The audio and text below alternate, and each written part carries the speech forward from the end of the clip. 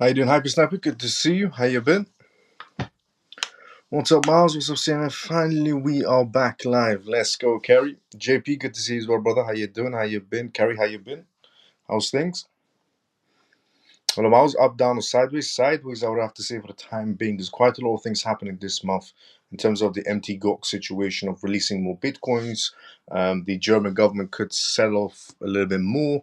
But on the other hand, we have Meta Planets in Japan buying more Bitcoin. Sony joining the game as well, buying more Bitcoin as well, or in terms of other cryptocurrencies. But there's quite a bit of information and news to go through regarding what's going to be happening this month. Dennis, good to see you as well. How you doing? How you been? Manny, good to see you as well. How you doing? How you been? Good evening, Miles and CMF. Hope you are doing well with CoinMove. I'm doing great, feeling forever. Good to see you as well. How you doing? How you been? Yeah, sorry about this, everyone, regarding the live being on and off. Pure, good to see you as well. Evening, how you doing? How you been? I did miss the live show, to be fairly honest. It's good to be back.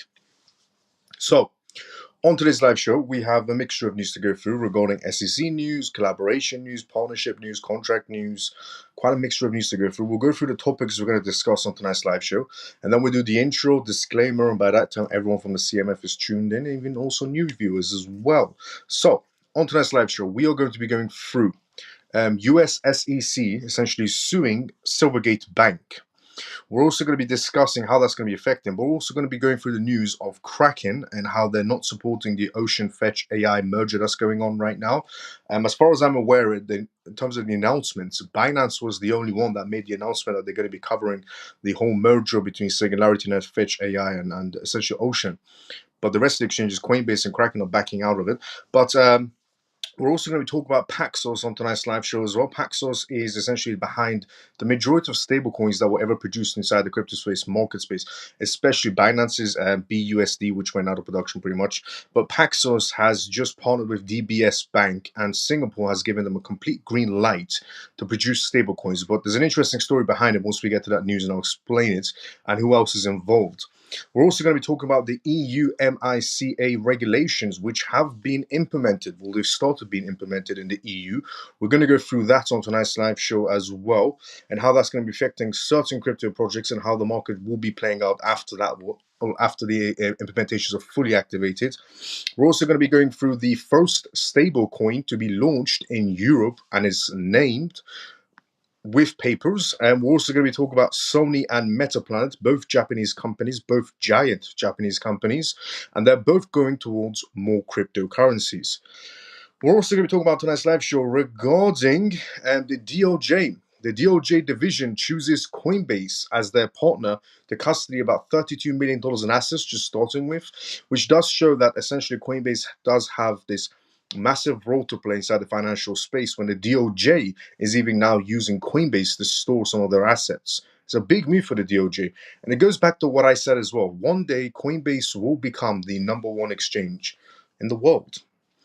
We're also going to be going through the MT-GOX situation because they have started beginning repayments. However, the crypto market is reacting positively to it.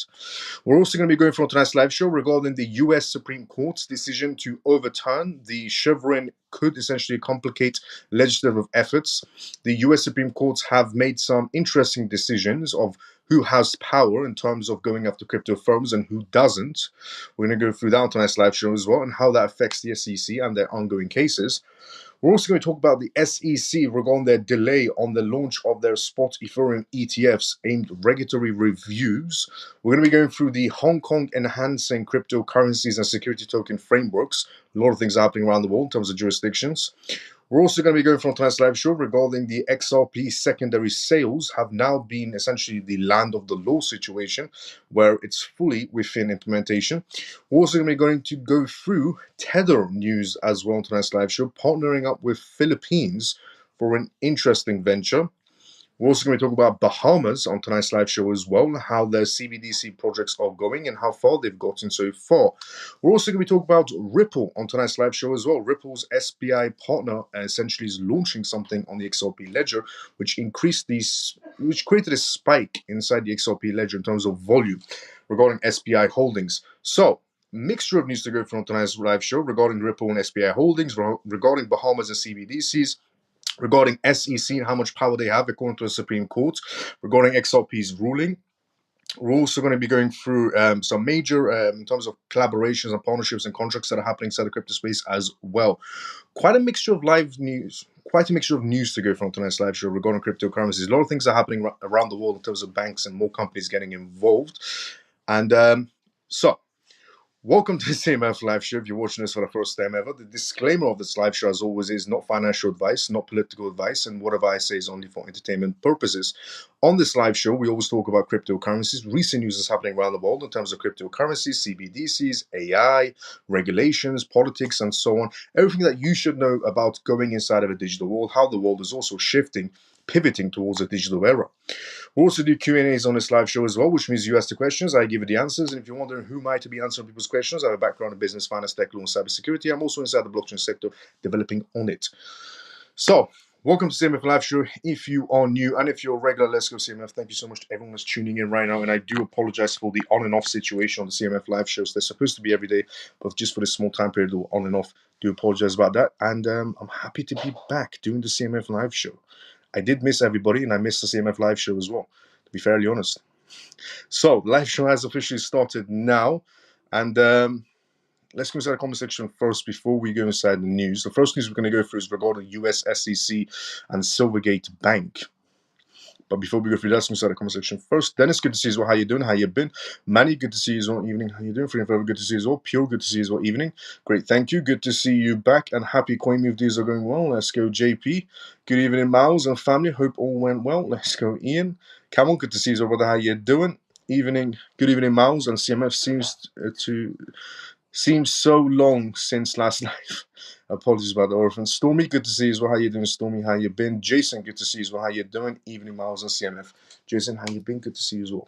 So, first news on tonight's live show we are going to be going through is George. Good to see you as well. How you doing? How you been? The first news we're going to go through on tonight's live show is US SEC. Before we go through that, how are you doing, Miles? Good to see you. Sam, good to see you as well. How you doing? Hi, Miles. How you doing? Welcome back. Let's go, Daniel. How you doing? So, US SEC sues essentially crypto-friendly bank Silvergate, alleging misleading essentially statements around AML programs, so anti-money laundering programs. Basically, Silvergate was a cryptocurrency-friendly bank a very, very, very long time ago. However, the US SEC, for some oddly reason, wants to bring the case back and go after their partner. I think the SEC is losing, attention span and just trying to sue even previous cases or previous banks in this case. So, the US Securities and Exchange Commission, SEC, sued Silvergate Capital Corporation, the parent company to crypto-friendly Silvergate Bank, today, alleging that the bank did not meet the Bank's Secrecy Act and anti-money laundering regulations, despite essentially telling members of the public and shareholders it did. The SEC also sued their former CEO Alan Lane, a former COO, and also Kathleen Farrer as well, and the former COO, and Antonio, alleging that its complaint that the bank did not conduct sufficient suspicious activities monitoring despite warnings from government examiners, and its bank essentially Secrecy Act compliance was inadequate. Now, we're going to get to a part that's quite interesting of how the SEC is blaming Silvergate for FTX situation. So, as a part of his complaint, the SEC alleged that Silvergate failed to detect nearly $9 billion worth of suspicious transfers by FTX, which filed for bankruptcy in November 2022. Now, what's interesting about this is, why is the SEC blaming Silvergate for what went south in FTX and how the $9 billion that were going through Silvergate weren't checked by Silvergate? Because as far as we remember, because everything's on paper inside the crypto space, the SEC, especially Gary Gensler, had multiple meetings with FTX and Sam Beckman.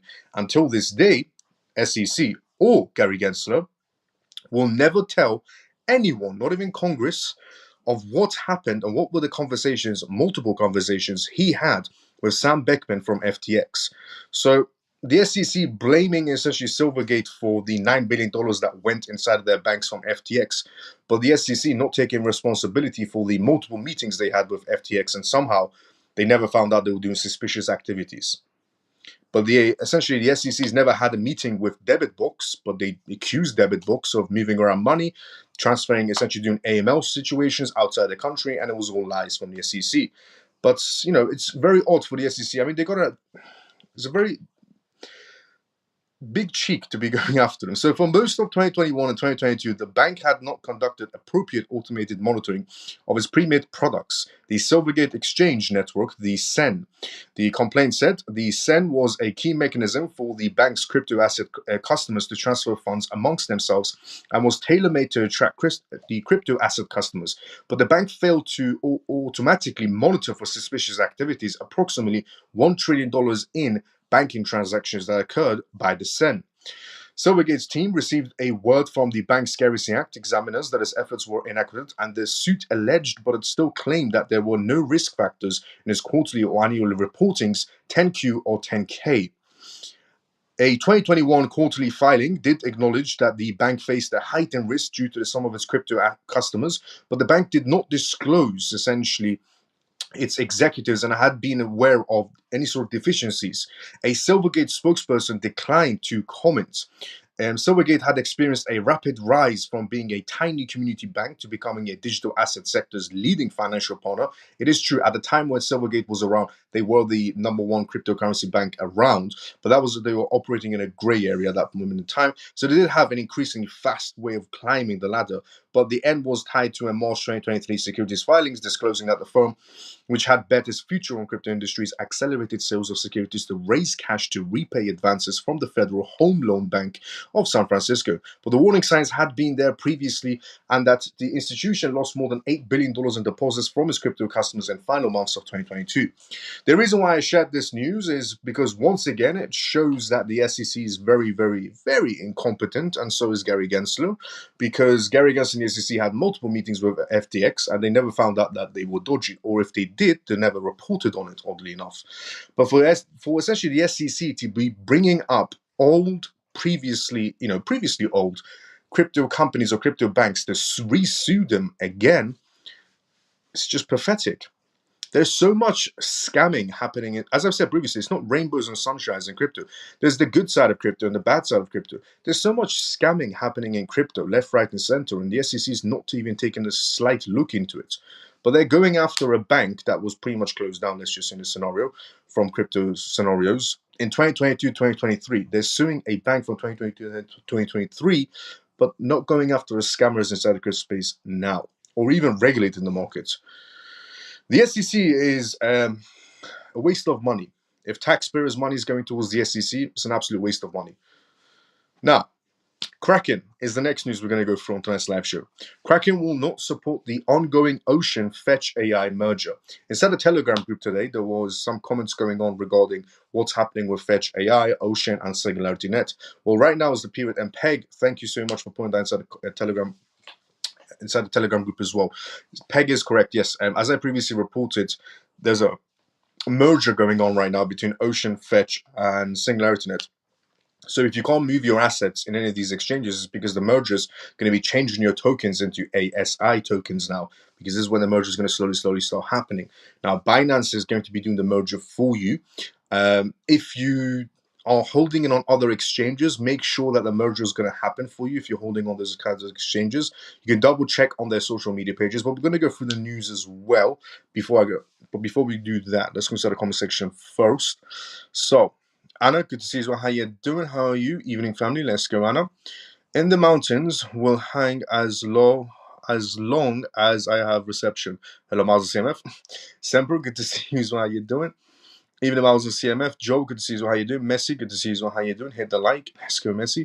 Good evening, Professor Miles and the rest of the CMF family. How you been, Brother Miles? And how's Coinbase progress? Coinbase progress is very good, and I've been doing great. Thank you, brother. How you doing? Good to see you, Miles. Lena, good to see you as well. How you doing, Lena? How you been? Lena, I still haven't sent you the step-by-step for crypto.com to move your assets to Tangent. I will send them. I haven't forgotten. Just been extremely busy, but I will send them to you step-by-step and inside Telegram group as well.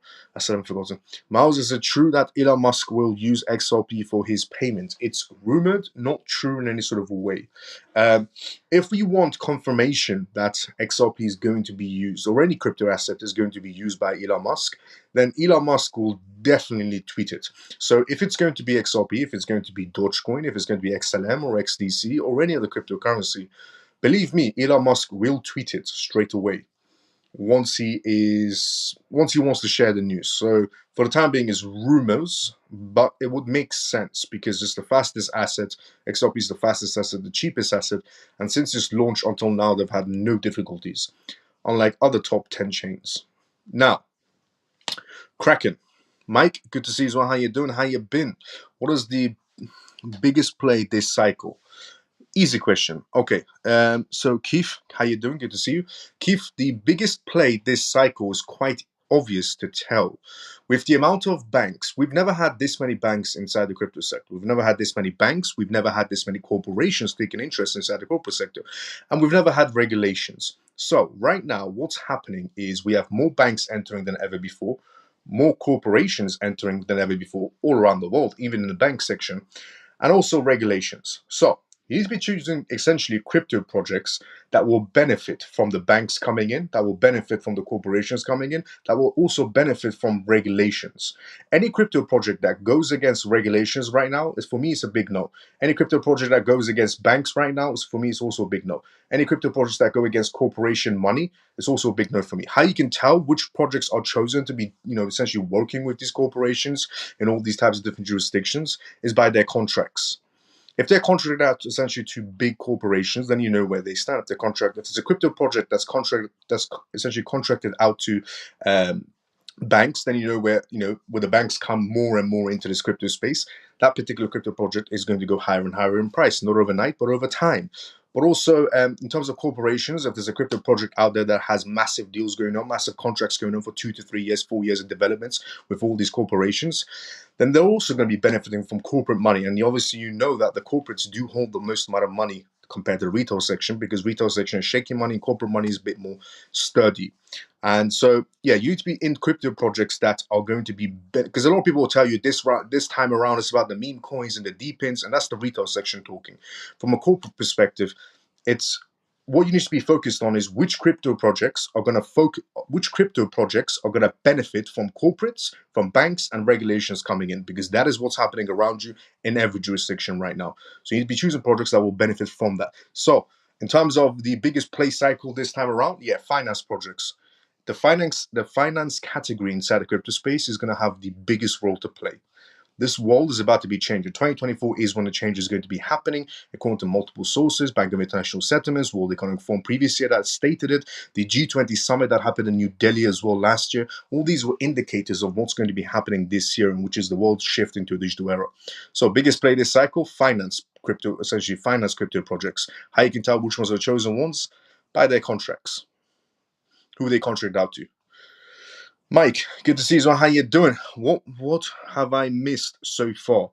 Thank you, brother. We went through the first news, and that was regarding essentially Silvergate Bank. We're about to go through the next news regarding the merger that's happening. Denise, good to see you. How you doing? What's up, brother Miles and CMF? Billo, good to see you. How you doing? Good to see you back, Billo. How you doing? XRP news. Yes. Towards the end of the live show, we have some XRP news to go as well. But now we're going to go to the Kraken news. So, Kraken Exchange. Right now, there's a merger happening between Fetch, Ocean, and Singularity Net. But Kraken and Coinbase will not be doing this merger for you. If you are holding your tokens on these two exchanges, they will not make the merger for you. So Kraken will not support ongoing Ocean, Fetch, and AI merger. The anticipated merger of Fetch AI, Singularity Net, and Ocean Protocol into Artificial Superintelligence ASI token has started now. On July 1st, Fetch AI revealed that phase 1 of the process, which involves the migration of AGIX and Ocean tokens to FET on the Ethereum blockchain, has begun. The project stated that the first phase focused on onboarding exchanges and data's essentially algorithms to the ASI platform. During this phase, AGIX and Ocean tokens will be delisted from trading platforms, and Fetch continues trading. So if you're wondering to yourself, where is my tokens? If you're holding these tokens on these exchanges, where is my tokens and so on? In terms of Ocean and Fetch, In terms of Ocean and SingularityNet, it's because they're being transferred into Fetch before they go into the new token. So don't worry, your crypto projects haven't disappeared from the exchanges. They continue that the second phase of their merger would begin by the middle of this month. In this phase, the developers will focus on deploying the ASI token across multiple, essentially, sections, multiple platforms. Further, the new smart contracts will essentially be developed to facilitate the conversion of Fetch, AGIX, and Ocean tokens to ASI tokens. The Ethereum Virtual Machine, EVM, and other blockchain bridges will also be activated for the ASI token transfers. Meanwhile, the ASI Alliance assured that users that the migration contract for these assets will remain open for several years. Now, beware of scammers as well right now. Because of this merger happening between Ocean, Fetch, and SingularityNet, there's a lot of scams going around, and these scammers are looking for you to essentially, click on random links and give up your tokens. So, Cryptopolitan found several scammers essentially imitating the ASI official website and official handle of the social media platform on X as well. As I said previously, scammers are getting very, very active in terms of their scams. Already, they're creating essentially websites that are similar to SingularityNet's website, Fetch AI's website, and Ocean's website. So people can randomly click on the wrong website and think it's the real website. Or in terms of also the X pages are being replicated as well. Considering this, the AI projects have warned users to be careful when migrating and avoiding clicking on external links. The project cautioned users to rely on information from official channels and confirm all links before clicking on them. Additionally, users have been asked to avoid rushing the process as there is more than enough time for the token merger. They stated, beware of potential scams during this transition period. Malicious actors may attempt to impersonate spoofing and social engineering tactics. Trust only official sources of information as outlined. These warnings are understandable considering the high risk of phishing and essentially fraudulent activities that scammers might try to penetrate during this migration process. And Kraken will not support the merger, according to their July 1st statement. The crypto exchange Kraken said it would not execute the new ASI token migration for its users. The firm stated that it plans to continue facilitating tradings of Ocean and Fetch tokens on its platform until further notice. Clients wishing to migrate their Ocean or Fetch tokens to ASI must withdraw their tokens to their Kraken wallet or any other self-custodial wallet. Clients also convert their tokens on Kraken to another supported token, Kraken said. Notably, Kraken's decision is similar to that Coinbase exchange, which also refused to support the project's migration into the ASI token. If you want this new ASI token because you hold Ocean, Fetch, and SingularityNet, and they're going to get merged into a super intelligence AI token, the only exchange so far that made a full announcement of supporting it was Binance. Coinbase rejected to do the merger for them, and so did essentially Kraken, which is very odd for Coinbase to be doing, but they did. Now, the next news to go from tonight's live show is regarding Paxos. Now, Paxos has been behind multiple crypto projects and they have multiple licensings. Now, Paxos has just got a green light, essentially in Singapore, to operate and essentially create stablecoins, but they're also partnered with DBS Bank. And DBS Bank also has a partner as well, and that partner is Ripple. But we're going to go through that news, but before we go through it, let's go start the comment section first. Doing good. I can sign a contract. Let's go below for signing a contract. But I think I will wait until January. I want to wait with XRP how it's going to do. This summer, I think we will see 10. Let's go below. How long in your opinion for full world usage for XRP? For a full world usage, in my opinion, how long would that take? Well, the transition that's happening right now in terms of the banks, they're progressing quite well. It might seem like slow progress for the bank side, but it's not really slow progress. The banks want to progress faster, but they need the regulations. The good thing is we're getting a lot of regulations coming in essentially from the EU side right now as well. The United States, we're coming up to the political, the political year, which is, who's going to be next president of the United States. That's going to be playing a big role on how fast we're going to move forward. So in terms of a full worldwide usage, by 2027 to 8, we should be in 80%. But 100% rate, we should be looking at 2029. But even at 2027, we're still looking at about 80% rate, 70% rate, which is incredibly high because it's just not cross-border payments that's happening around the world. We're also going to be going into CBDC tokenizations. Don't forget, there's only one platform that has a CBDC platform ready to go, and that's Ripple, essentially on the XRP ledger. So in terms of CBDC tokenizations as well, that's going to be adding quite a lot of value as well. So quite a mixture of essentially money coming in terms of new avenue streams, in terms of tokenizations that's going to be happening around the world, in terms of real estate, also bonds, derivatives, stocks, and assets, and so on. But also cross-border payments as well happening on a widely basis, 24/7. Even if it is 80% of the world in essentially cross-border payments, or 70% of the world, we're talking about 24/7 payments happening worldwide. So even at those stages, 70% or 80%, we're still reckoning quite a lot of money in terms of profits on our XRP. Now, MiCA, any thoughts on Helium Mobile, please? Any thoughts on Helium Mobile, please?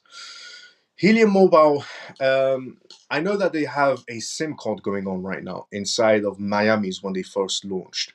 So first they launched these boxes that they'll sell to people to mine helium, and then now those boxes have turned into internet connection for phones, and now they're giving out SIM cards on the T-Mobile, which is their partnership.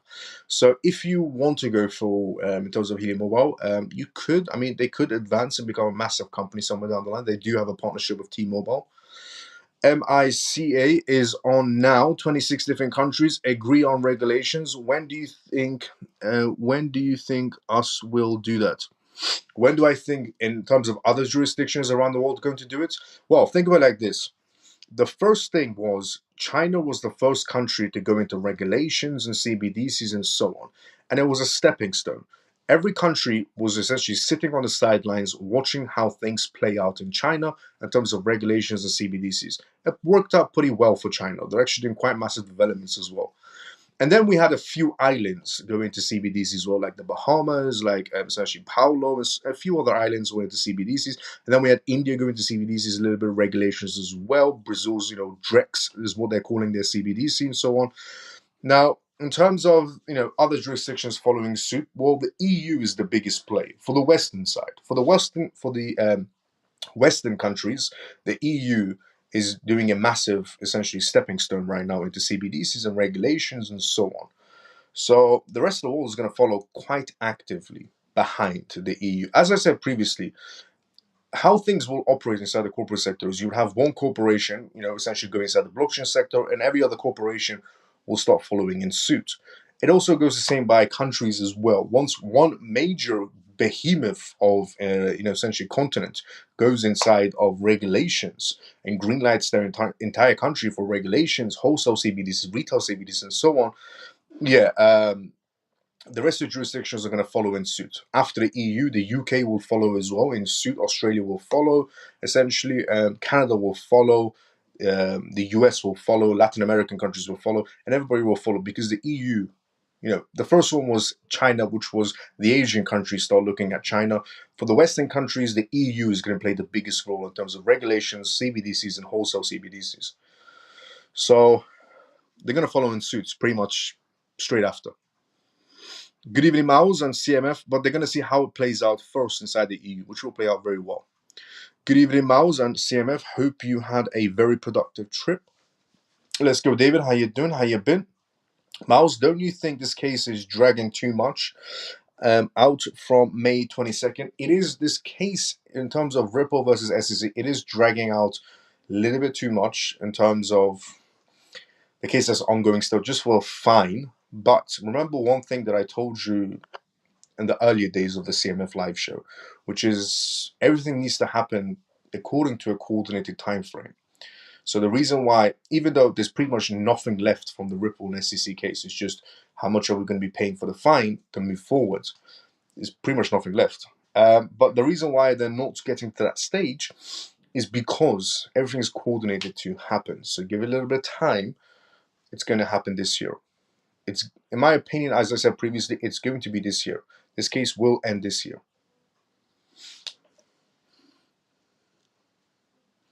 But it's because it needs to be coordinated to end this year. What do you think will happen in July this month? When the month of July, we have the empty GOX situation where they're refunding everybody's Bitcoin. This month, they're going to be refunding everyone's Bitcoin. So that's going to be going on. But the market is reacting to it positively. in terms of, even though there's a massive Bitcoin refund happening, and those retail section people could sell off their Bitcoins because they bought it a very long time ago, and now they're sitting on humongous amounts of profit essentially. But the market is reacting interestingly to it, positively to it. And we still have companies like MetaPlanet who are just buying Bitcoin, the Japanese company that's just buying Bitcoin at any price point. Michael Saylor's still buying Bitcoin at any price point. He doesn't care about that point either. They see essentially it's because they see a bigger future inside it. That's how corporates work. They see it as 5 years ahead, not as next week me making a lot of money. In terms of also this July month, not just the empty GOX situation, but we have Germany maybe dropping some of their Bitcoins again on the market space. They might not, but there's also a lot of banking situations going on. But the biggest news this month, putting aside the empty GOX situation, putting aside the Germany situation as well, the biggest news is going to be the EU, the progress the EU is going to make during this month regarding their essentially MiCA regulations moving forward, and every month is going to be the biggest talking point of how the market is going to be restructured. And what I mean by that is how exchanges are going to start changing in front of people's eyes, in terms of they're not going to be operating gray areas anymore. The more regulations that come in, the more money that enters the market from corporations. Also, this time around, a lot more money from EU corporations and banks should be lining up to enter the market space, not onto random crypto projects, but legitimate crypto projects, because of regulations now coming in. Because these corporations and banks are going to feel much more comfortable with regulations, because they know they won't get sued later on. So this month, a lot of things are going to be happening, but the biggest talking point is definitely going to be of how the MiCA regulation plays out. Because you might think what's happening in the EU might not be relatable to you if you live in Canada, the US, or anywhere else around the world. But it is very relatable to you, even if you are not living in the EU, because what essentially happens in the EU is going to happen in other G20 countries as well. So every other G20 country is going to follow in suit of what's going to happen to the EU. Now, they have, the majority will be similarity in terms of regulations, but there will be some other regulations that might just be unique to the EU, and the US and Canada and the UK will have their own unique terms of regulations going on. But the general regulations are going to be the same for all G20 countries, due to what they signed in New Delhi under the G20 summit. So, in terms of this month, a lot of things are going to be happening. But the biggest one is going to be how the MiCA regulation is going to play out, how the exchanges are going to be, essentially be moderated moving forward, and the money coming in essentially. But obviously, always anticipate the more executives that we have inside the crypto space, more executives, more CEOs, more board members, more hedge funds, more banks, more corporations, equals to more money, but it also equals to more manipulation. Now, when do you think, so don't fall for their tricks. Obviously, I will always be guiding the CMF, so nobody falls for the corporate section's tricks. Obviously not financial advice. But yeah, when do you think case will end, and which month will happen adoption? Well, the moment the case ends, about a month or two later, they can also apply for XRP ETFs. A lot of corporations would probably apply for XRP ETFs. Let's say the case ends, for example, this month. For example, case ends this month. By next month or so, there could be filings happening for XTF, especially for ETF for XRP. But this year in general is the case going to be ending. Greetings from USA. Love your content, bro. Let's go, Burberry. How you doing? How you been, brother? Hi, Miles. Thank you for the kind words. Hi, Miles and the CMF family. It is time to turn on the CMF TV. Let's go, Carl. How you doing? Most people expecting end case this month. What do you say? To the people that are expecting this case to end this month, it's a possibility. It's not out of the question. It's an outcome, not the outcome, but it's definitely an outcome for the case ending this month. And also going back to what Brad said, Brad has spoken twice about deadlines. Once, Brad came out and said that the Ripple case will get to some sort of resolution in weeks, not months. And then straight after, we had the resolution come within weeks that XRP is declared not a security and so on. That was the first time that Brad spoke about any deadline, and it was accurate. And then recently we had Brad again speaking at the XRP Ledger event, Apex event that happened in Amsterdam. And he said, when he was asked the question of when this case is going to come to an end, he said that two things he said. He said, one, it's going to be, they're looking at the end of summer, which was September 21st. And two, he said it's going to happen sooner than you think. So possibility.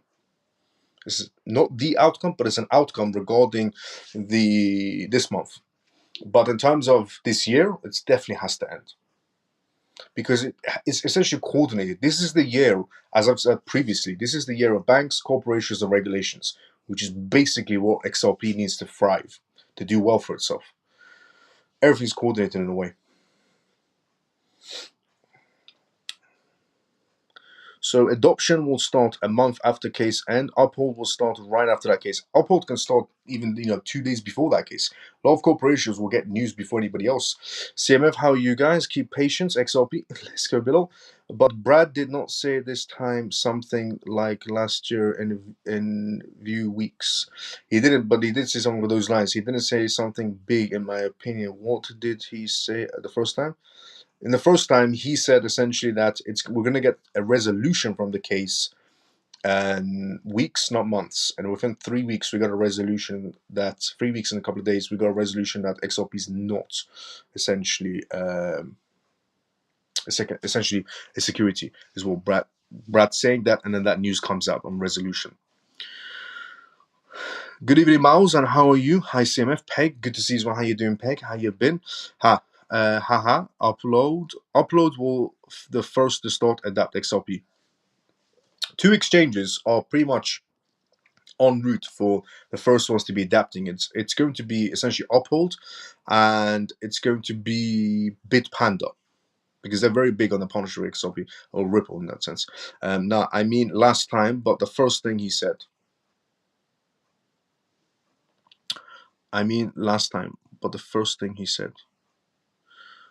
The last time he said, not weeks, it's going to happen in weeks, not months, and it happened in weeks. This time around, he said it's going to happen sooner than you think. And he gave the deadline of summer. So until summer. So possibility next month it can happen as well, or this month. It's an outcome, not the outcome, but I do believe 100% it's going to be this year. Now, because it's perfectly set up, everything happens on a coordinated time frame. Banks, regulations, and corporations. There's a reason why the case is coming to an end this year. You said sooner than we think, and something else. Sooner than we think, and I also said 21st of September. He said summer. Yes, he said summer. Now, Paxos. Paxos is the next news to go through on tonight's live show. Because someone said end of summer, and then Brad said end of summer is not August, it's September 21st. Summer is July, August, big time. Let's go. Paxos receives full approval from Singapore's central bank to issue stablecoins. Partners with DBS Bank. This is quite an interesting bit of news, with Paxos getting a full green light from Singapore's central bank to issue stablecoins. And with that partnership with Paxos being able to produce stablecoins for Singapore, essentially from their central banks, and they're also partnered with DBS Bank. Now, DBS Bank is also a Ripple partner. Paxos, also this being Singapore, Paxos received approval from Singapore's central banks to offer certain services that will ultimately allow the firm to issue stablecoins that are compliant with the country's stablecoin framework. Paxos Singapore entity, Paxos Digital Singapore Pte. Ltd., will be allowed to offer digital payment token services as a major payment institution. The stablecoin issuer said in a statement today, stablecoin issued in accordance with standards set by regulators like the MAS, Monetary Authority of Singapore, known for its rigorous regulatory standards, represents a significant step towards essentially access to commerce and financial services, said Walter, the head of strategies at Paxos. Receiving approval from the MAS is an important step for Paxos and our global enterprise partners to safely offer access to US dollars to more users around the world. Paxos is authorized to issue stablecoins in the US, United Arab Emirates, and now Singapore. The firm said so far 19 firms engaging in cryptocurrency services or digital payment token services have the MPI license from Singapore, including Paxos, Blockchain.com, Circle, and Coinbase, and Ripple. To obtain an MPI license, firms have to have a base capital of $250,000 in Singaporean dollars, as well as a permanent place of business or registered office in Singapore, among other criteria according to their central bank's website. Paxos also announced that today as well that it was partnering with Singapore-based DBS Bank for cash management needs and custody stablecoin reserves. This partnership further expands DBS' wide-ranging involvement across digital asset ecosystems, of which have been a pioneer innovator for several years now, said Evie, the head of digital assets at DBS Bank's institutional banking group. DBS has been active in the crypto industry for years. The bank launched a fiat to crypto exchange in 2020 and later partnered with decentralized gaming virtual world Sandbox to create a metaverse experience, but also working with Ripple as well. Now, the next news to go through on tonight's live show is, but that is major news coming out of Paxos, Singapore, DBS Bank, and essentially, alongside on Ripple is DBS, essentially Ripple partner. DBS Bank is a Ripple partner. Paxos being partnered with them to produce stable coins, to have the right to produce stable coins, but also having the same license that Ripple has now as well. Now, EU, which is quite bullish news. EU, MiC, and it also shows you how far we're shifting in terms of a digital era where central banks are green-lighting a lot of things now. The EU MiCA stablecoin regulations come into effect, is what we're going to be going from tonight's live show. The EU MiCA stablecoin regulations are coming into effect, and how essentially is that going to be playing with USDT? Which, once we get, let's go inside the comment section first, and I'll tell you the news. So,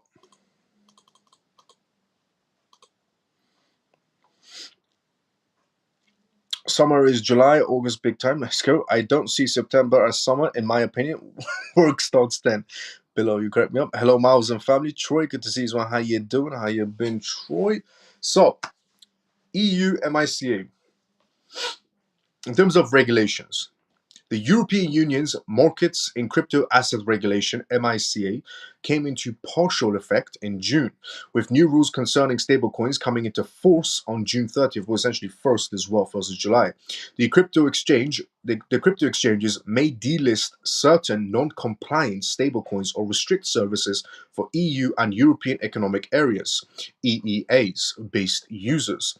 Many crypto exchanges operating within the EU have already taken action ahead of new rules entering into the force. Cryptocurrency exchange Uphold, Binance, Kraken, OKX Exchange have all started delisting stablecoins such as Tether USDT. Bitstamp also plans to delist Euro Tether as well. Speaking to Cointelegraph, John, the former chairman of the supervisory board of the Icelandic Central Bank, said non-compliant stablecoin issuers could potentially exit the EU market entirely, with a shift towards euro-backed stablecoins as demand picks up in the European market. The MiCA regulations, essentially impacting crypto asset service providers, will be introduced in December 2024. The IRS also reviews final regulations for crypto brokers as well. Following the news of the MiCA regulations, the United States Internal Revenue Service (IRS) also revealed its final drafts of the new crypto broker reporting requirements. Decentralized exchanges and self-custody wallets will not be subject to new reporting rules in recent updates. The IRS explained that it reviewed the widespread comments and complaints from industry respondents, ultimately deciding it needed more time to consider the nuances of completely decentralized networks. Stablecoins and tokenized real-world assets were not exempt from the government agency's new reporting requirements and will be treated the same as other digital assets.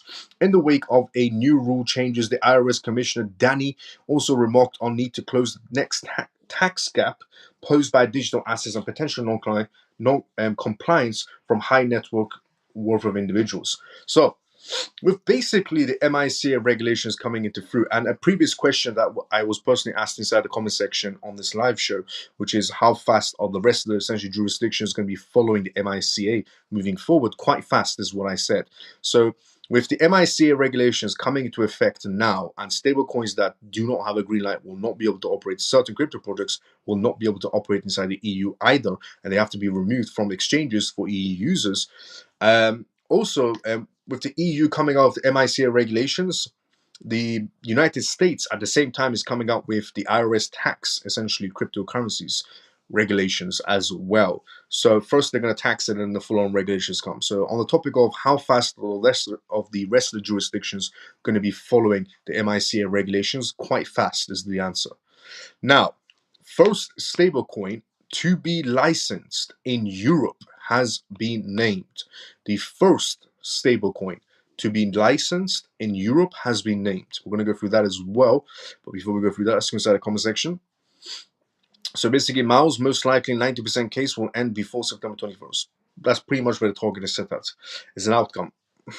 Now, first stablecoin to be licensed in Europe has been named.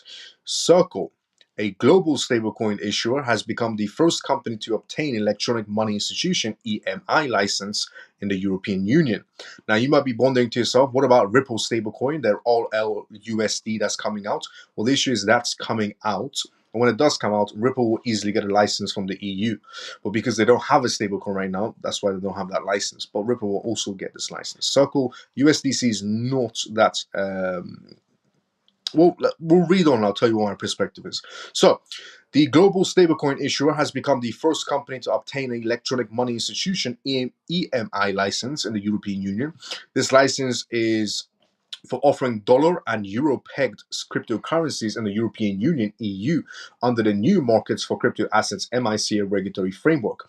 The EMI license puts Circle, whose USDC stablecoin ranks second behind Tether's market leader USDT, in a prime position to gain market share among the 27 nations trading bloc's 450 million population. Stablecoins play a crucial role in the digital asset market, facilitating trading on exchanges and essentially are increasingly used for transactions and remittances. Circle's $32 billion USDC is the second largest stablecoin, but the gap between it and the market leader Tether's $110 billion USDT is widening. With the license received from the French banking regulator authority, Circle Mint France will onshore the issuance of its euro-dominated EURC stablecoin to the EU and issue USDC from the same institution. This move comes after the MiCA stablecoin rules went into effect on essentially June 30th, leading some crypto exchanges to delist euro-dominated stablecoins such as Tether's EURT. Tether's USDT and Tether's Euro coin of the stablecoin are both being delisted.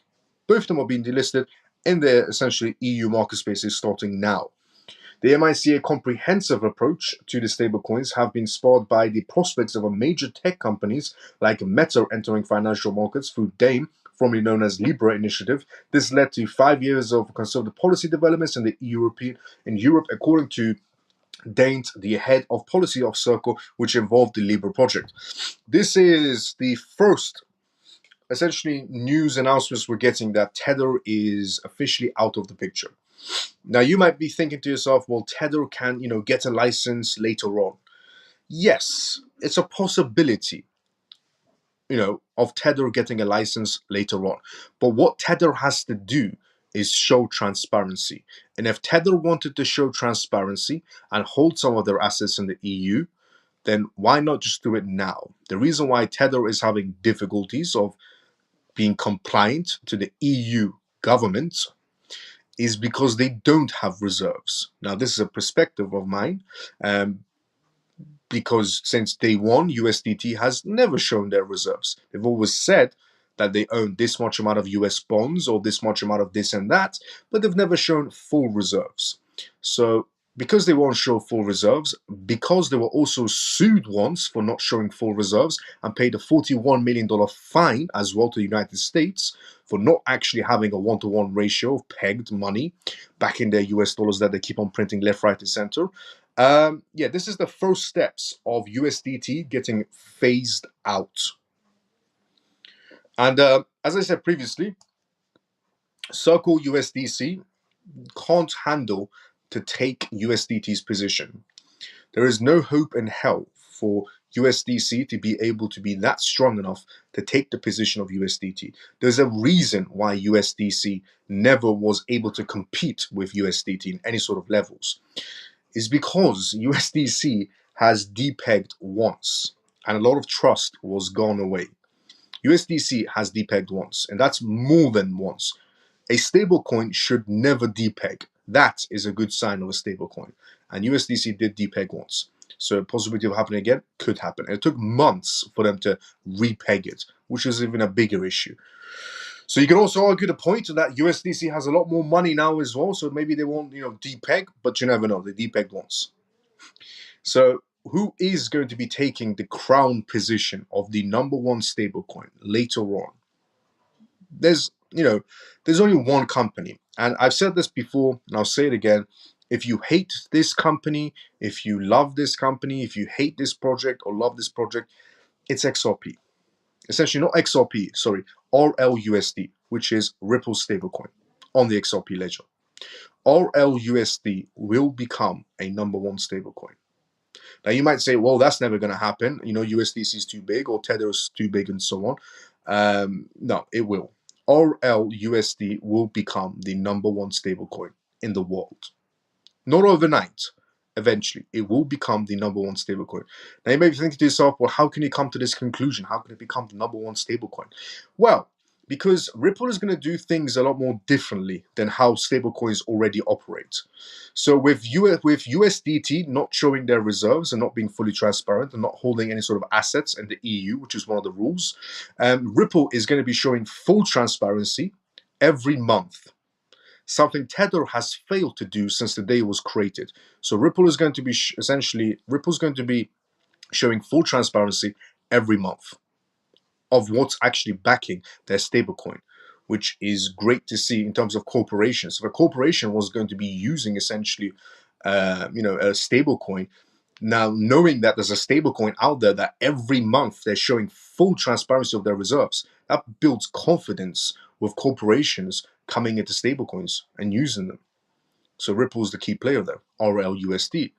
And the other aspect that it has is that, yes, Ripple has never had a stablecoin, but what they did have was a token called XRP, which they still have, and it's going to play a very big role. Now, XRP has essentially, since it was created until now, had zero issues.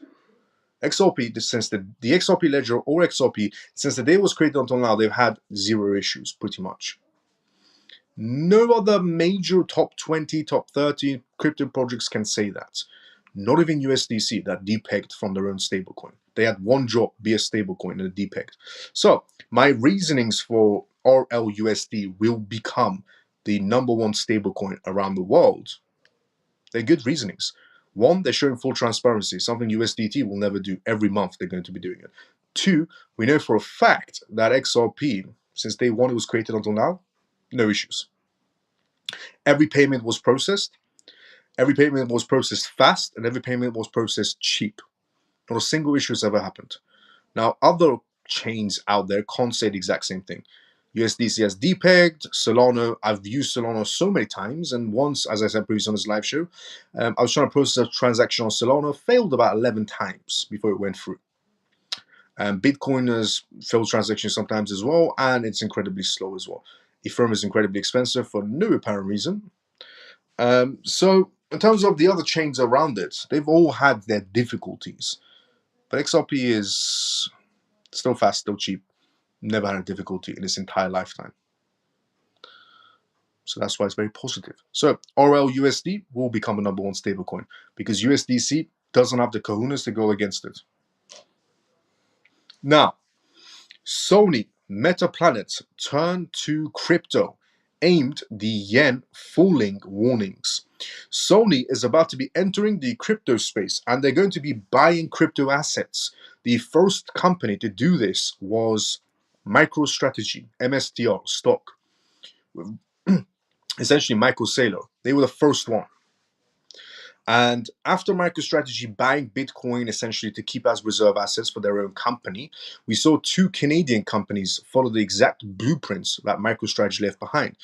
They was backing their companies with Bitcoin, and then these two Canadian companies came out of nowhere and backed their essentially company with Bitcoin as well.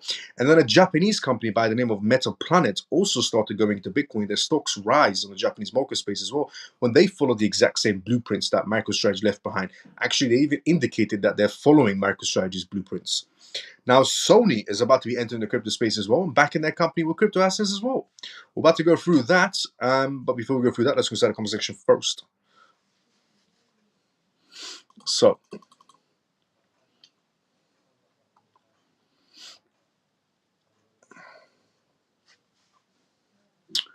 USDT is strong in Asia. Philippines will allow payments in USDT. Yes, we're going to go through the news of Philippines and USDT. I have that on the board as well. Happy Pisces, good to see you as well. How you doing, Happy Pisces? How you been? Ripple's the company. Let's go. Bullseye, JP. I don't think USDT need to show anything as long as USDT they accept to share the profits with the EU. They can get a license, but at the moment look like they don't like the share profit with the EU, so no license for now.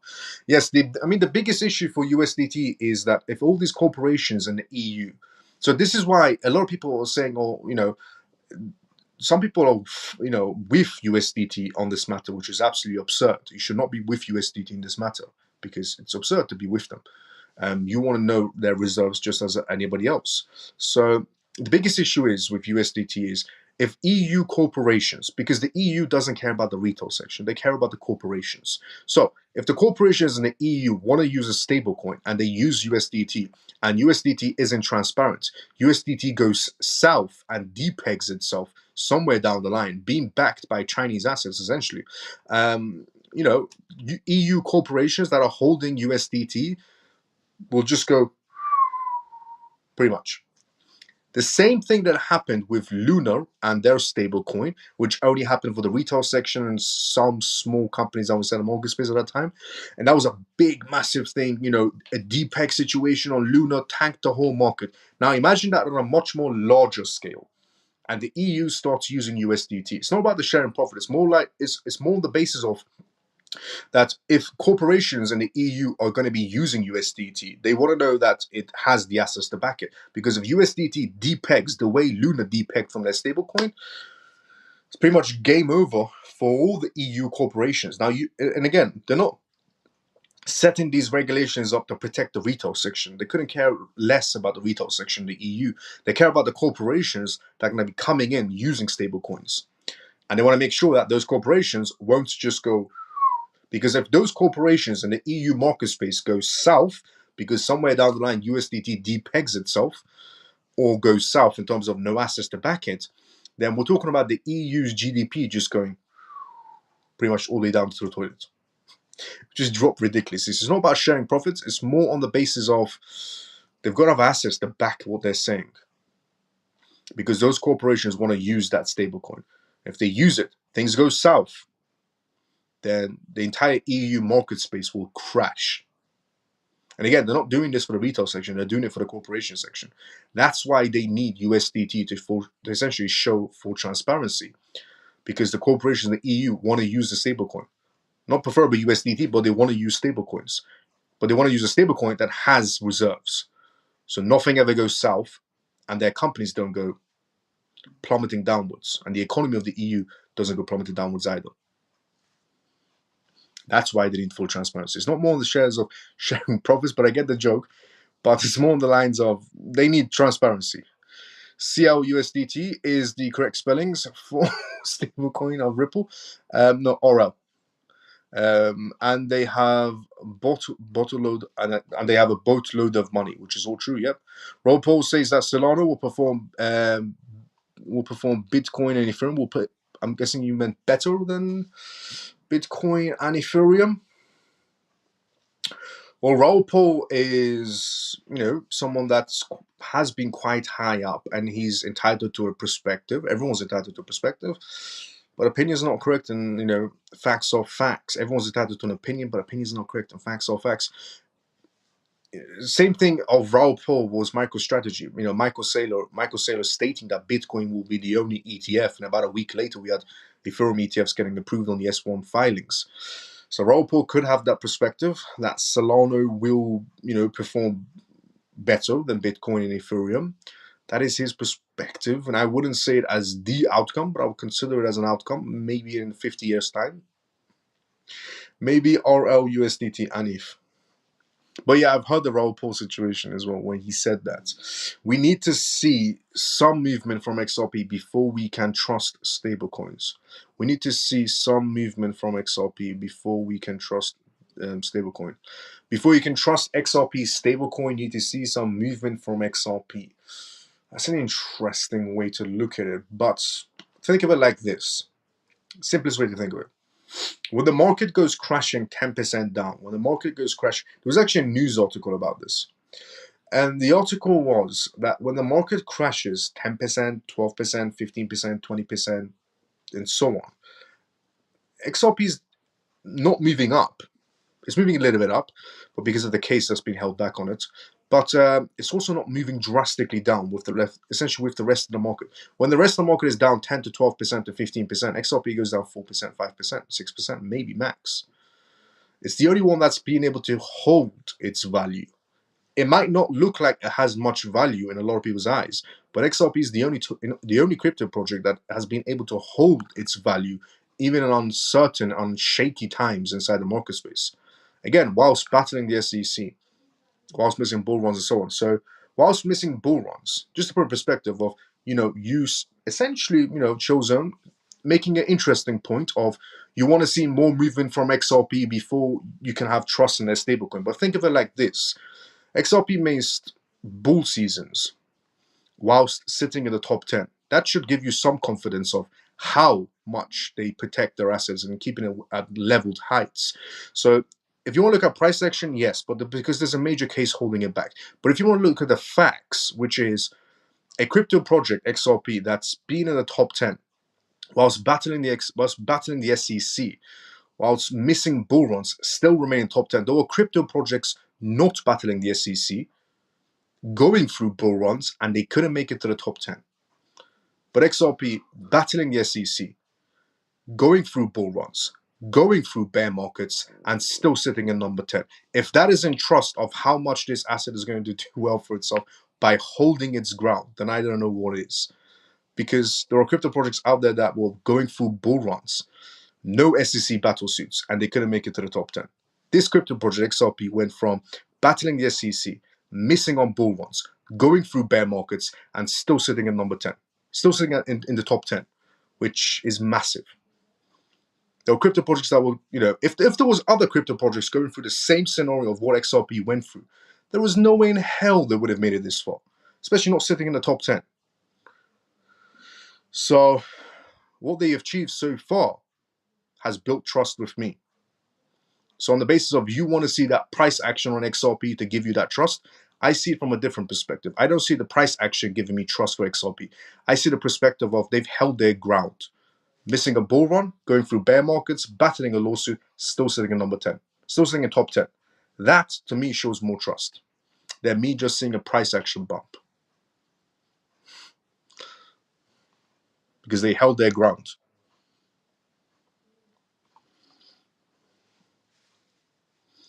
What about neobank like Revolut in this crypto market? If you want to use neobank, I wouldn't be going towards it. Does Philippines think about to create their own digital currency? Yes, they're going to be creating a CBDC with the Bank of International Settlements and International Monetary Fund. We also know who their partners are. That was better explanation about the USDT. Let's go. Will outperform most of his bags and soul.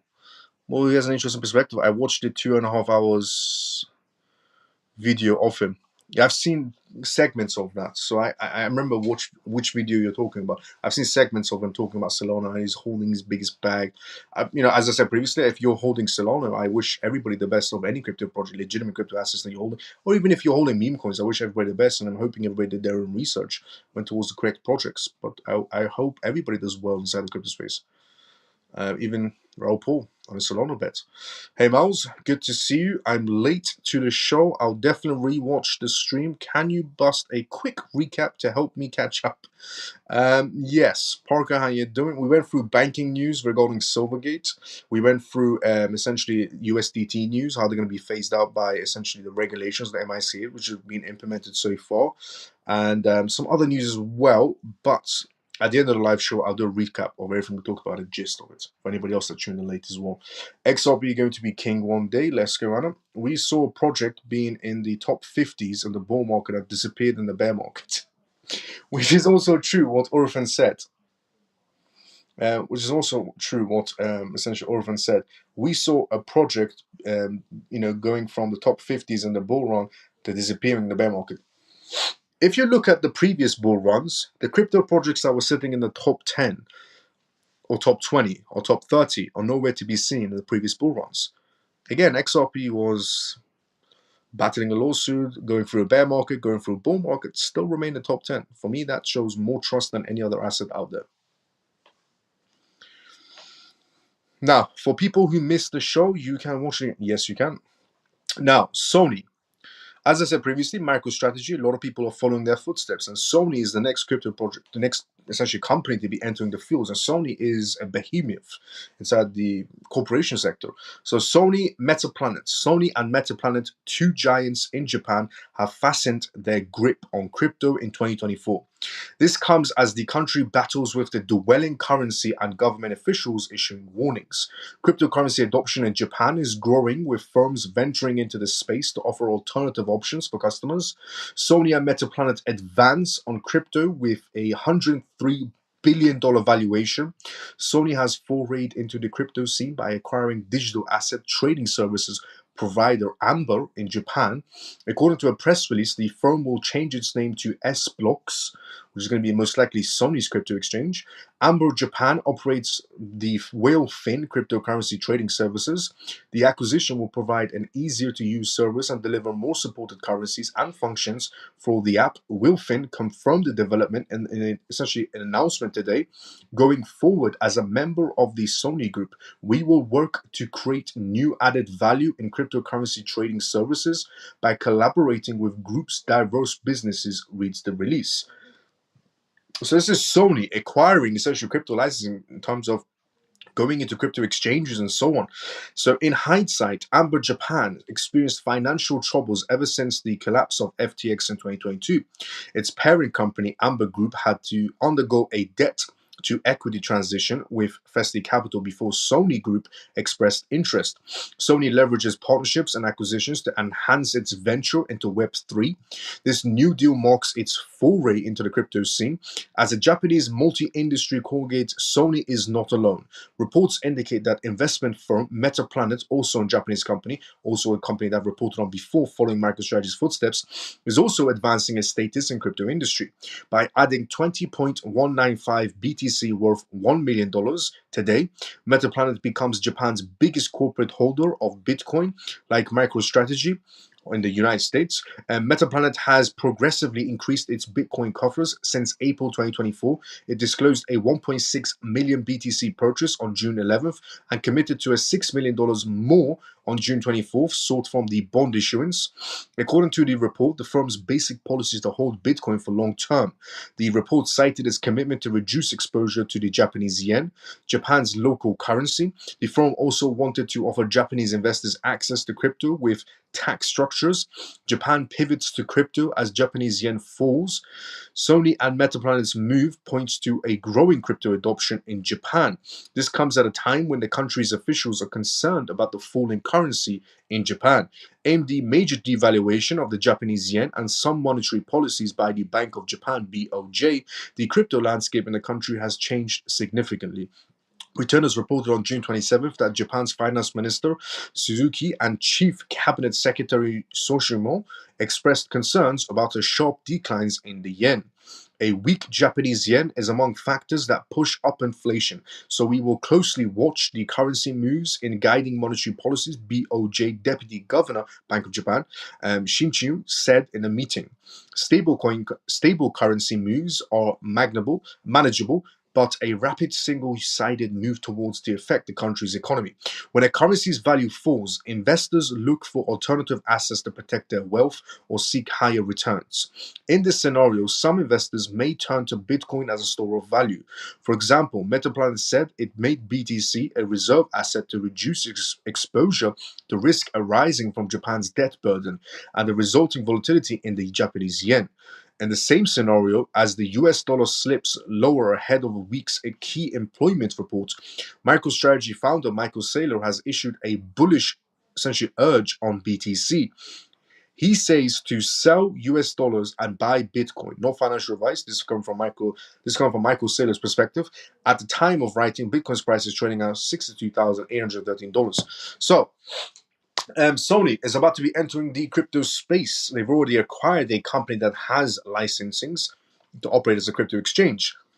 Sony is also changing the name of this exchange to essentially S Blocks, is what they're going to be essentially calling it. But you can really see the adoption rate happening in terms of cryptocurrencies in other jurisdictions around the world when companies like Sony, which is a massive, ginormous company in Japan, acquiring essentially a company that has crypto licensings that can venture into Web3. And so, yes, soon you might be able to be buying cryptocurrencies on an exchange that's owned by Sony. So Sony's not only good at making PlayStation, but they're also good at creating crypto exchanges as well. And it was a company that used to work with FTX, which essentially went south because of FTX's scenario, and Sony came in and swept them up. Now, the DOJ, which is also bullish news as well, because more companies in Japan are now going to follow suit. When the MetaPlanet news broke out, when I revealed to everyone that MetaPlanet, a massive, essentially Japanese company, coming into play, going for reserve assets in terms of Bitcoin, starting off with Bitcoin, I said this is good news in terms of the adoption rate. I said this is good news in terms of Bitcoin, but I also said it's good news in terms of crypto assets in general. And I said that more companies are going to follow MetaPlanet on their journey of, going towards cryptocurrencies. MetaPlanet was the first company to do this in Japan, going towards cryptocurrencies on a heavily basis, publicly announcing it. And Sony is the next one to follow. That's just how it operates inside the corporate sector, as I said previously. Once one company does something inside the corporate section in terms of blockchain, entering the blockchain sector, the rest of the corporations will follow in suit. And in this case, it was MetaPlanet and then it was Sony. More Japanese companies are going to come into play now as well. Now, the US, so this is the next news we're going to go through in terms of me saying to everybody a very long time ago that Coinbase, which that was bullish news extremely. But also now the next news to go through on tonight's live show is regarding something that I said previously, which was one day, eventually, Coinbase will become the #1 crypto exchange in the world.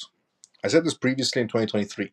I said, not overnight, over time, Coinbase will become the #1 crypto exchange in the world.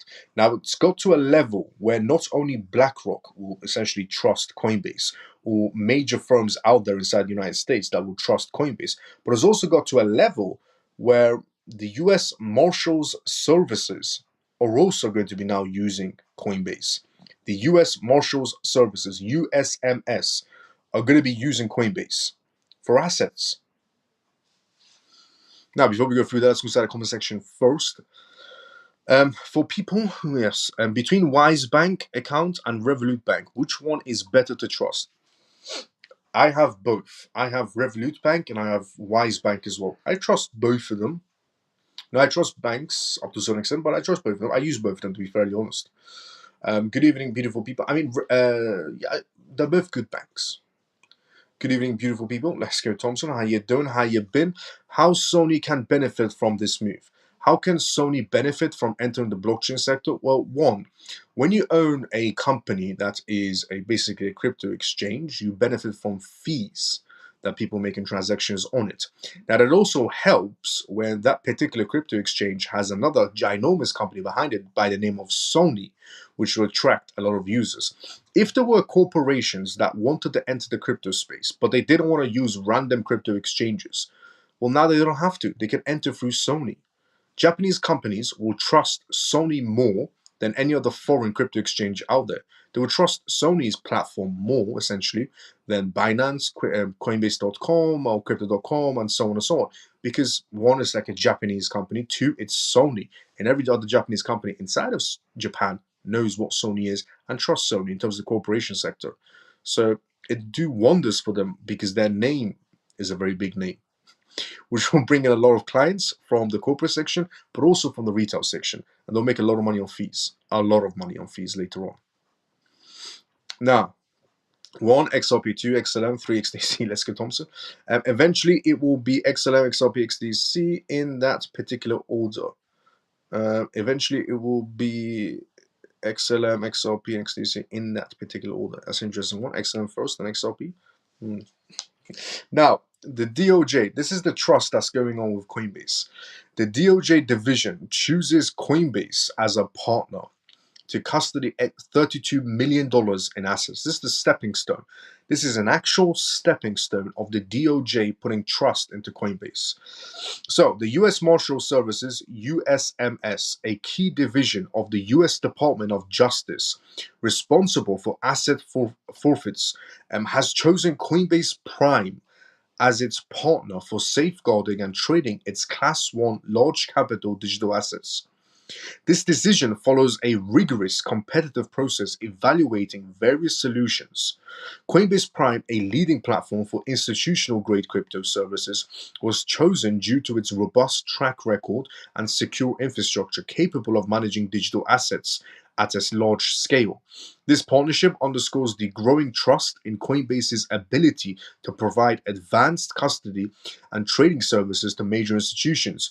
Coinbase has a history of collaboration with law enforcement agencies dating back to the inception of its law enforcement program in 2014. Coinbase stated that it works with every major US federal, state, and local law enforcement agency, as well as international agencies across the globe. This extensive experience in supporting law enforcement underscores Coinbase's commitment to promoting safe and efficient markets.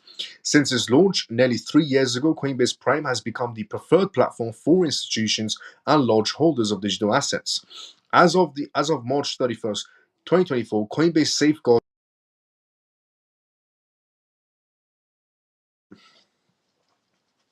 Can everybody see me?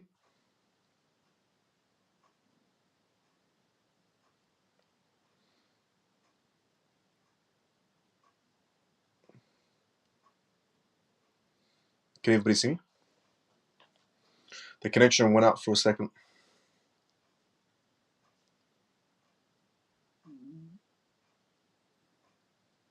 Yep, we're back. Okay, as I was saying, let's go. JP, Jason, Troy, Orphan, Joe, thank you so much for the thumbs up. So, as I was saying before the connection went out, since its launch nearly 3 years ago, Coinbase Prime has become the preferred platform for institutions and large holders of digital assets. As of March 31st, 2024, Coinbase safeguarded $330 billion in assets and recorded $256 billion in institutional trading volume in quarter one of 2024. Do you see how incredible that is in terms of the numbers? Remember me saying that the institutions are coming in 2024? I said the end of the road is 2023, and I said the beginning of the world shifting to a digital era is 2024. And Coinbase has just essentially shown the stats of institutional money and basically retail money. And the retail, essentially the institutional trading volume in quarter one of 2024 was $256 billion. This development highlights the increasing institutional adoption of digital assets and the critical role that secure, reliable trading platforms play in this ecosystem. The USMS divisions to partner with Coinbase Prime demonstrates the government's confidence in Coinbase's capabilities and its pivotal role in managing significant digital asset essentially portfolios. So, as I said previously, Coinbase will become the number one crypto exchange out there eventually, where now we have essentially another major US department trusting Coinbase with $32 million starting, and it's obviously going to get much more larger in terms of payments. Now, the next news to go from tonight's live show is regarding the US Supreme Court's decision to overturn the Chevron and could complicate essentially legislative efforts. So in terms of regulations, there's something going on major in terms of regulations, which we're about to go from tonight's live show, which could play out differently in courts in terms of crypto cases. Now, before we go through that, let's go inside the comment section first. I remember that I inquired about Hedera's subsidiary project Bank Social BSI. However, what both your thoughts on and opinions? In terms of Bank Social, I need to see what the recent developments are. Give you a better perspective. But in terms of what are both your thoughts and opinions? In terms of HBAR, great project. Miles, as you told us, essentially that XRP will be the financial coin. What will be the data coin in your opinion, with all the trillions of transactions happening in the future? Data coins, there's a few data projects out there, but the easiest way to be able to tell is in terms of contracts, and File has the longest standing contracts ever. But also, you can store data on the XRP ledger as well. You can store data on XDC. You can store data on XLM as well. So the question remains, are they going to be shifting their focus towards actual data projects, or they're just going to be storing their data on XRP ledger, XDC essentially, or XLM? So that's what the question remains of. Are they going to be going for the actual essentially data projects out there, or they're just going to be finding alternative of storing their data on the XRP ledger or XDC or essentially XLM? But you can also tell in terms of contracts of who's working with you, and Filecoin has the longest standing contracts in the data section.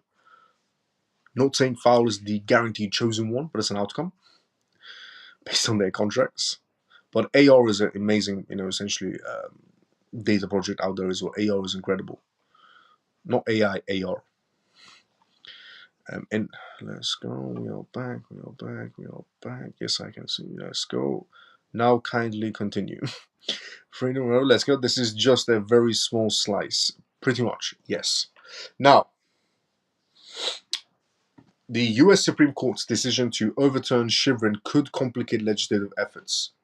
A recent US Supreme Court decision to overturn the Chevron doctrine models the push for legislations to regulate the crypto industry and stablecoins, investment bank TD Cowen said today. So, there was something that happened, which is this. The Supreme Court voted 6-3 on Friday, essentially, to overturn a 40-year-old decision that defers to federal agencies to interpret the law how they see fit. Crypto pundits have said that decisions gives these crypto industries an advantage and means that agencies such as the Securities and Exchange Commission, SEC, will have to proceed with caution in the future. So the Supreme Court has basically ruled that the SEC can't just make up regulations as it wishes, and it has to abide by the law, and they can't cut corners anymore. The conventional wisdom after the Supreme Court acted is that the decision benefits the crypto sector. We partly agrees, as this will help future crypto challenges to the SEC rules and enforcements. Yet it does not change any past rulings or open prior decisions to reconsideration in TD Cowen's Washington Research Group, led by Jared Seaberg, wrote in a note. A bigger issue is what the decision means for lawmakers looking to enact essentially legislations to regulate the industry and stablecoins, Seaberg said. In May, the US House passed a Republican-led Financial Innovation and Technology for 21st Century Act, also known as FIT 21, which gathered some Democratic support. Meanwhile, lawmakers in the House and Senate are mulling over the bills to regulate stablecoins. Now, in the Chevron decision, takes off the table the most common tactic to find in compromise, which is to keep the language ambiguous in order to leave the final decision to the regulators. Seaberg said, this offers political benefits as lawmakers can later criticize the regulator for not following the intent of Congress, even if Congress failed to clearly essentially articulate what should happen. What this essentially means is that the SEC is going to have extreme difficulty moving forward because of what the Supreme Court has just essentially ruled in. And the SEC, if the SEC or Gary Gensler doesn't follow the rule book to the actual rule book of what Congress lays out, because how it's supposed to work is the Congress are supposed to, the politicians are supposed to make the regulations, and the SEC is supposed to enforce the regulations. Unfortunately, somewhere down the line, Gary Gensler, his authority got too much into his head and started making up his own regulations inside of court scenes, which is why they lost the debit box, had to pay a fine, closed down an SEC office, and fired 2 employees. So it's got to a level where the SEC and Gary Gensler are just an embarrassment to the entire United States, and the Supreme Court basically ruled over that lawmakers are supposed to, in terms of Congress and so on, Congress is supposed to come up with the regulations, and the SEC is supposed to be enforcing them, not making up as it goes along. So lawmakers will get into, essentially, this is how detailed everything is going to become. So this offers political benefits as lawmakers can later criticize the regulator for not following the intent of Congress. Now, lawmakers will get into specifics when it comes to when a token goes from being a security to commodity. Lawmakers get that decision now, as well as other details Sandberg said, essentially. Congress gets a decision now.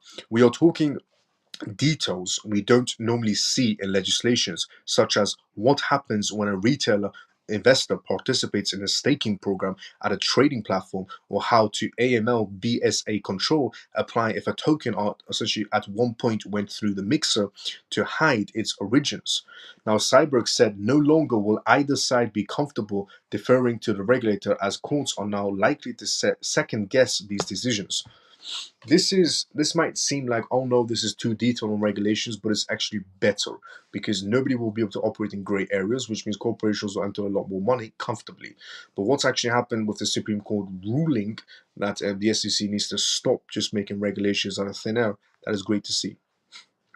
Now, the next news to go through on tonight's live show is regarding the Bahamas, essentially CBDC scenario. So Bahamas announces a new regulations to mandate commercial banks to support its CBDC sand dollar. Bahamas is set to publish regulations that will require commercial banks to offer access to its central bank digital currency, CBDC, in a bid to spur increased adoption. According to retainers, the Bahamas Central Bank Governor John Rawl announced that the nation is making this move to solidify its position as a pioneering and leading country to launch e-money. Notably, the Bahamas was the first ever country to launch a CBDC, as it issued its sand dollar digital currency in October 2020. Rawl, the nation's central bank governor who supervised the launch of the sand dollar almost 4 years ago, essentially noted that the commercial banks were now being informed of regulations that would force them to support the CBDCs. Remember how they always said CBDCs were optional? In reality, they aren't. Um, he added that these regulations will be implemented within the next 2 years. As per his announcement, commercial banks must adapt Web3 solutions and provide their customers with access to their CBDCs, which is offered in two variations: retail, available to the public, and wholesale, available to institutional clients only. The sand dollar currently accounts for less than 1% of the currency in circulation in the Bahamas. According to the central bank's data, wallet tops up dropped to $12 million in this 8 months leading up to August last year, compared to its $49.8 million in the same period the year before. The central bank is optimistic about its implementations, even though the order for the nation's commercial banks to offer the sand dollar to clients would require them to make considerable changes to their information technology systems. So, the reason why I shared this is because of this whole topic of, essentially CBDCs are not forced and, it's optional and so on. Yeah, Bahamas is just a small country, but they've just shown that CBDCs are not really optional, and they're actually forcing their commercial banks to go into CBDCs, and essentially later on it's going to be forcing corporations, forcing any even businesses or even family-owned businesses later on to go into CBDCs. There's no options about CBDCs. Now, the next news we're going to go from tonight's live show is regarding the ETF, which is Ethereum's ETF, which is also any news about Ethereum ETF. Yes, we're about to go through now. Gary is, I'm not sure, he likes to feel over and over. Yeah. SEC delays launch of spot Ethereum ETFs aimed regulatory reviews. The anticipated rollout of the first Ethereum ETFs in the United States faces a delay. In the US Securities and Exchange Commission (SEC) has extended its review process.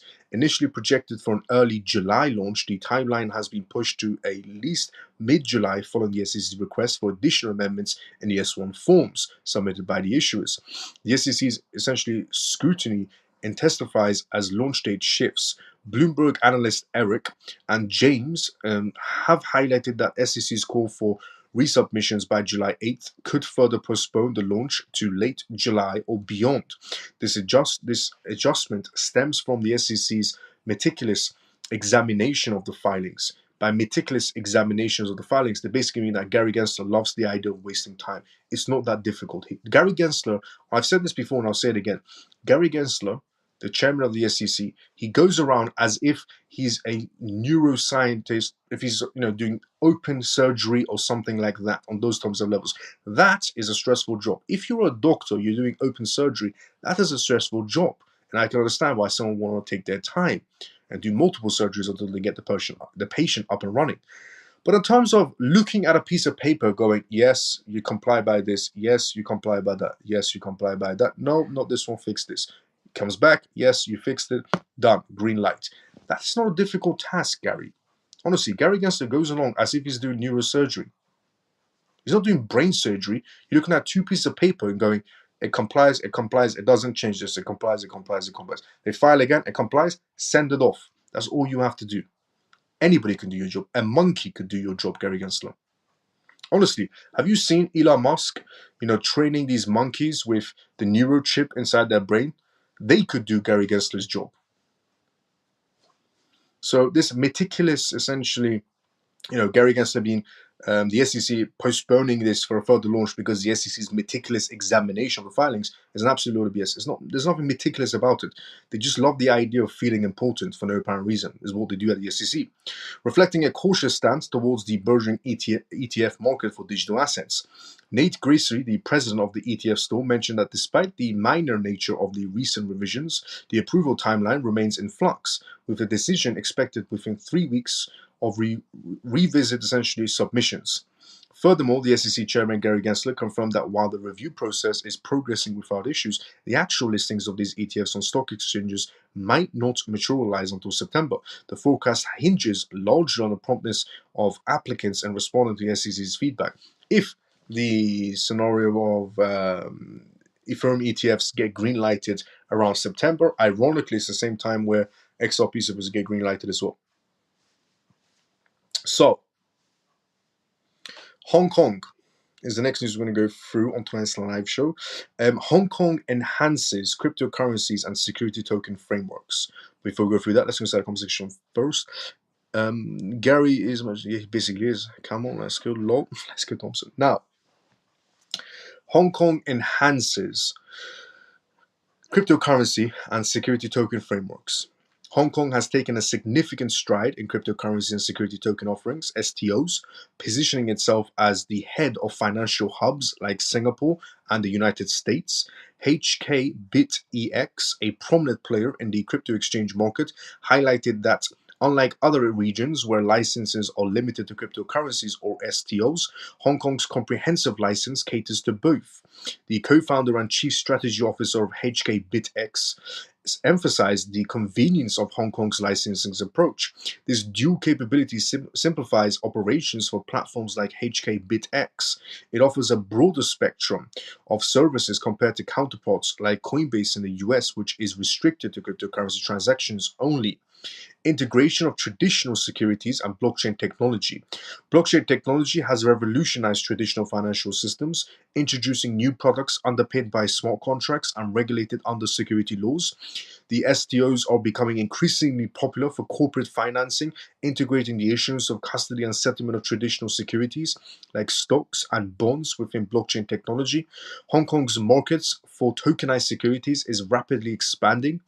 Recent innovations include the launch of the world's first government-issued tokenized green bond under the Government Green Bond Program, which raised 800 million Hong Kong dollars with a yield of 4.05%. Following this, Hong Kong successfully issued a digital green bonds earlier this year as well, raising approximately 6 billion Hong Kong dollars from global institutional investors. If you ever wondered to yourself, are institutions still interested in cryptocurrencies? Hell yes is the answer. Revolutionary changes are on the way in the private sector, particularly in the real estate financings. Last year, Tajik Capital introduced real estate fund security tokens targeted at professional investors.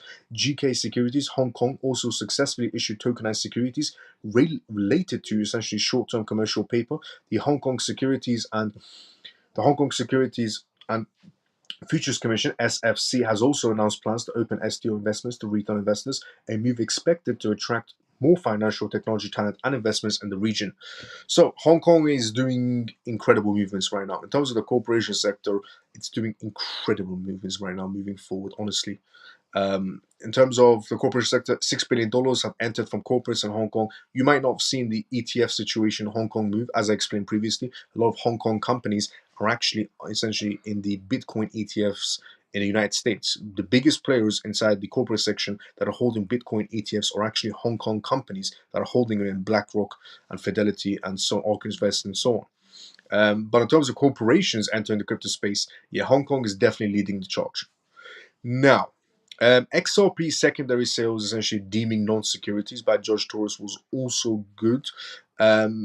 Basically, another judge ruling that XRP is, in terms of not a security, which is true and has always been, because there's been always a lot of chatter inside the crypto space that XRP is a security, XRP is not a security, even though a judge has ruled that it's not a security. Some people differentiate it as the secondary sales are not a security, but the other one is, which is not really the case. It's just in general, XRP is not a security.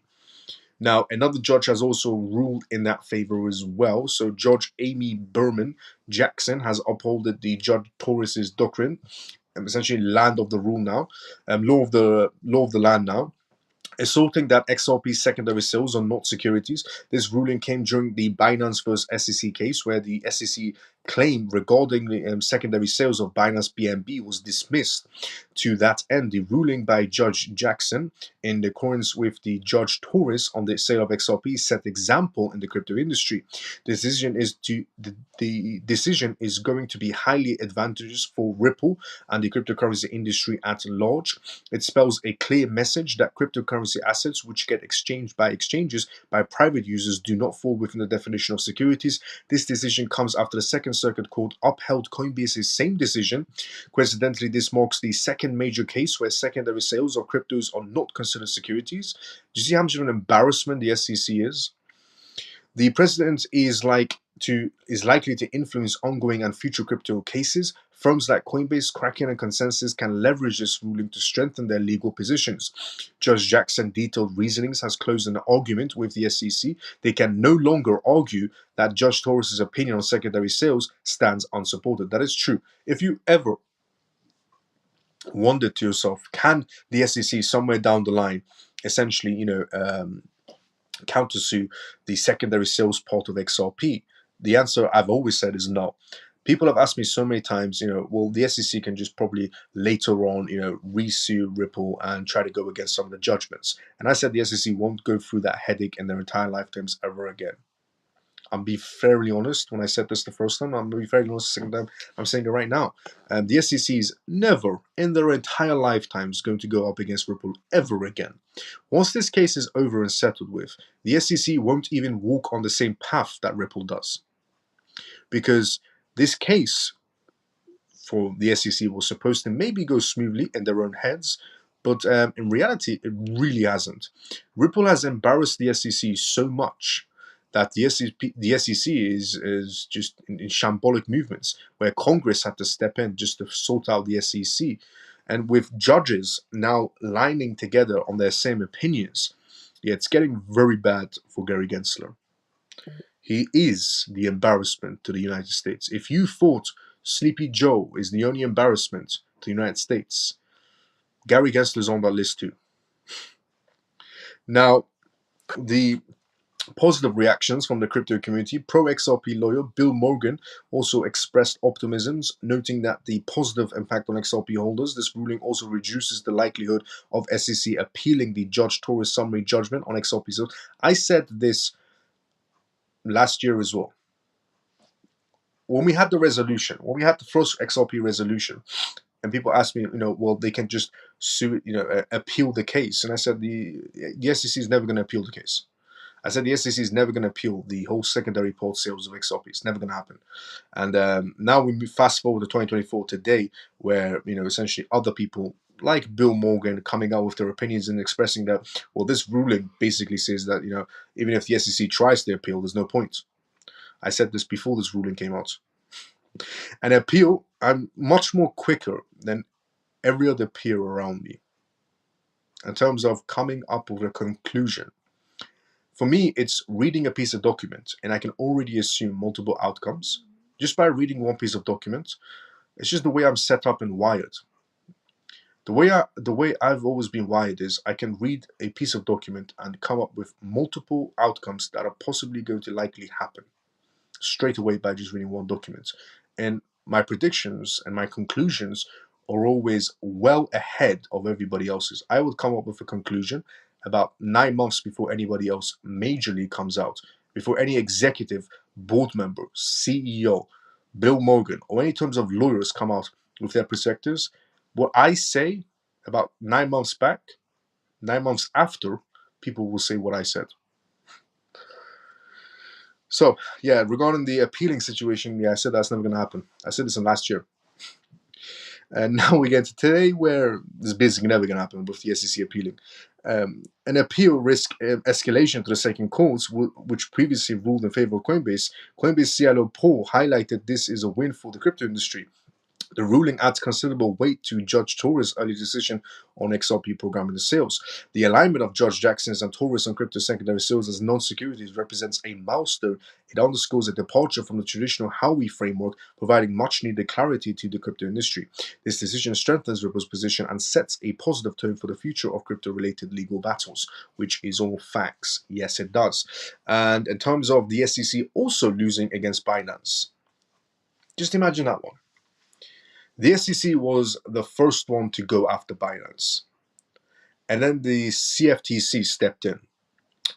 And Binance had to, Binance lost to the CFTC. They had to pay $4 billion, replace their CEOs. CZ goes to prison because he pleaded guilty. And CZ took one for the team and didn't let Binance fail and just stepped aside. Something that Sam Beckman failed to do. That's why the market crashed with FTX. Now, the embarrassment is basically, the SEC and Gary Gensler being the one first suing Binance. But the CFTC stepped in and closed the case. So which meant there was an SEC ongoing case on Binance, which the judge just ruled in favor of Binance.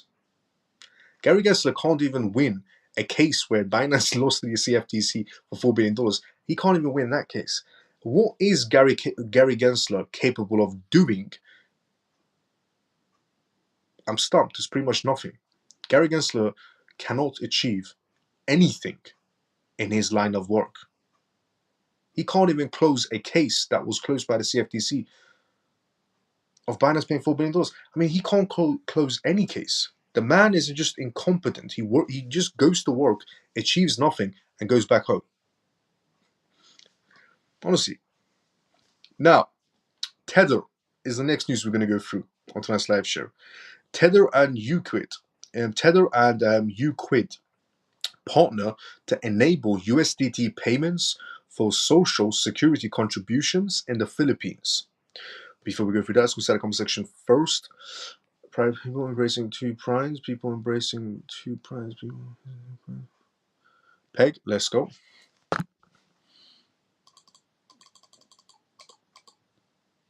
Let's go start the comment section first before I give you the Tether news.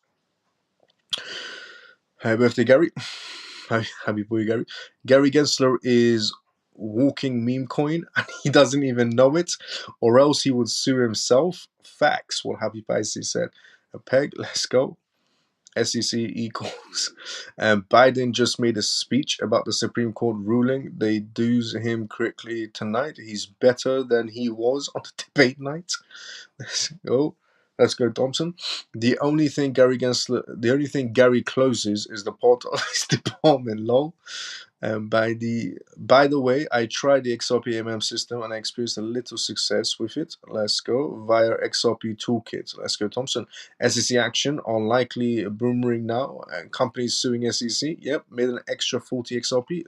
Let's go, Thompson. He's a great buddy, honestly. Now, Tether. Tether Uquid partner to enable USDT payments. So Tether, the world's largest stablecoin issuer, has introduced a new payment option for citizens of the Philippines that allow them to pay their social security system's SSS contributions using USDT. In the Philippines, the social security system SSSS is a state-run social insurance program serving employees in the formal, informal, and private sectors. Tether's move is a part of its collaborations with Web3 shopping and infrastructures from Uquid. Through its partnership, citizens can now pay their SSSS contributions in USDT on their open network blockchain. which is essentially TON, T-O-N. UQuid emphasized this initiative demonstrates how stablecoins like USDT and cryptocurrencies can simplify and enhance daily life. The CEO of UQuid stated that the partnership with Tether is a significant milestone in their efforts to integrate digital currencies into everyday transactions. He noted that this initiative sets a new standard for convenience and accessibility in digital shopping. Tether has been actively working to increase the use of acceptance of USDT worldwide. The company recently invested $18.75 million in XREX to promote global adoption of USDT. This investment aimed to enable XREX, a critical stakeholder in the stablecoin financial sector, particularly in the Asian regions, to facilitate compliant USDT-based cross-border B2B payments in emerging markets. Notably, the latest development builds on Tether and UQuid's recent move to launch the One USDT store to demonstrate the practical use of USDT in everyday transactions and digital commerce. The platform was designed to enhance crypto micropayments and overall crypto shopping experiences on blockchain-based payment systems. So, TON should do pretty well on that basis because the transactions will be processed on TON, but it is USDT. Now, the next news to go through on tonight's live show is this one. Ripple partner SBI Holdings. The Ripple partner SBI Holdings debuts its NFT services. Now, SBI is massive. In terms of corporations, SBI is incredibly massive. So Ripple's partner SBI Holdings debuts NFT services on the XRP ledger. XRP trading volume spikes. The SBI Holdings, a financial services company based in Tokyo, Japan, announced a non-fungible token NFT services on the XRP ledger, the open source blockchain created by the American fintech company Ripple, resulting in a surge in the trading volume of the native token of the blockchain XRP. According to the official announcements from SBI Holdings, a long-term partner of Ripple and also sponsor of Expo 2025 digital wallet project at the World Expo starting July 1st, today in other words, users will be able to collect NFTs nicknamed Maya N on the Expo 2025 digital wallet, a wallet service provided at the Expo, which is to be held in Osaka and Kansai as Google Play Store data.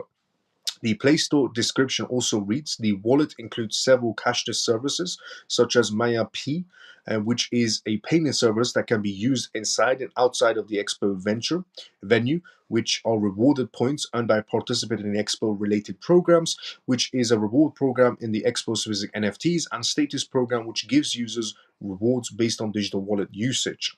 So the mintings of the World Expo 2025 NFTs have started on the XRP ledger, and users can download the official application from the Apple App Store or the Google Play Store and begin receiving free NFTs on their wallets on the XRP ledger. Users can start receiving free NFTs from SBI Holdings that they've produced on the XRP ledger using the wallet that's on the App Store, Google Play Store, and the Apple App Store. However, it is important to note that the NFT service is only limited to 500 users. Users will also be able to the option to rare NFTs and even create NFTs, but these NFTs are commemorative and as a result cannot be transferred or sold for the time being. SBI VC Trade, the company's crypto exchange arm, and SBI NFT, the firm's NFT arm, will cater the service to 28.2 million people who are supposed to visit the Expo in 2025. SBI Holdings also added that the NFTs which are part of the Expo won't be visible after October 13th, 2025, as the Japanese financial services firm will shut down the Expo 2025 digital wallet after that. Users will also be able to see the tokens in real time using the NFT Explorer BitThumb. The NFTs will be collected as a part of the MiCA's reward program. Depending on the hierarchies of their wallets, users can improve their standings by participating in various actions taking place at the Expo, including changing or charging via PD Expo's electronic money. Now, the surge that happened in trading volumes in XRP because of these NFT transfers, essentially these NFT transactions that are happening because of the Expo, because of SBI Holdings producing on the XRP ledger. The trading volumes of XRP tokens surged about 67.32%, currently standing at $713 million.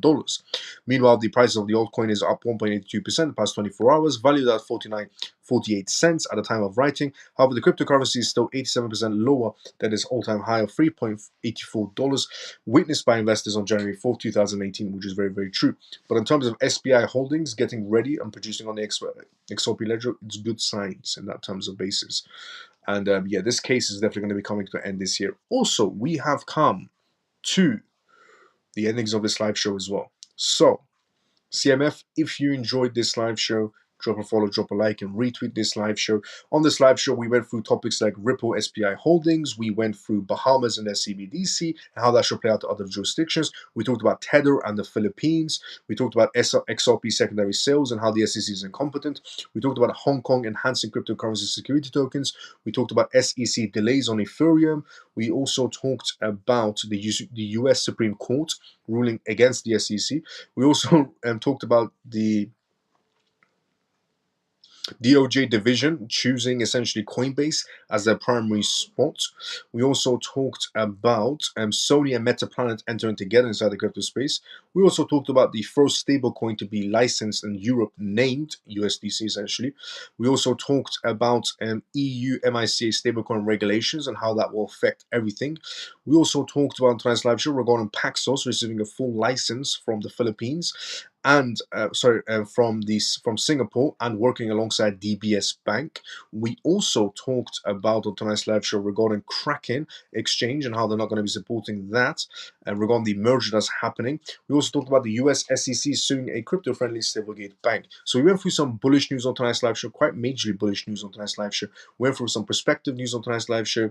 We also went through some contracts that are happening in terms of that aspect, and we also did Q&As on this live show as always. So if you're watching this live show for the first time ever and you enjoyed it, you can tune into this live show every single night on X and YouTube. And you can also get involved in the comment section. And we have a free Telegram group as well. Everything I provide is completely free of source. I believe education should always remain free. So don't worry, you'll never be charged by me or anyone inside the Telegram group. And everyone is like one big family from all around the world. So if you enjoyed this live show, drop a like and retweet. And I will see everybody tomorrow. Same timing as usual. CMF, have a great day or a good night depending on where you are around the world. Good night, brother. Camel, see you tomorrow sometime as usual. Good night, Miles, and all CMF. Thank you for all the great news. Let's go, JP. Good night, Miles and CMF. Nice to see you back. Let's go, Orphan. Thanks, Miles, for sharing your critical ball with us. Good night, Mike. See you tomorrow sometime as usual as well. I will see everybody tomorrow. Same timing as usual. Everybody have a great day or a good night depending on where you are around the world, CMF. Thanks for another brilliant live stream. Let's go, Thompson.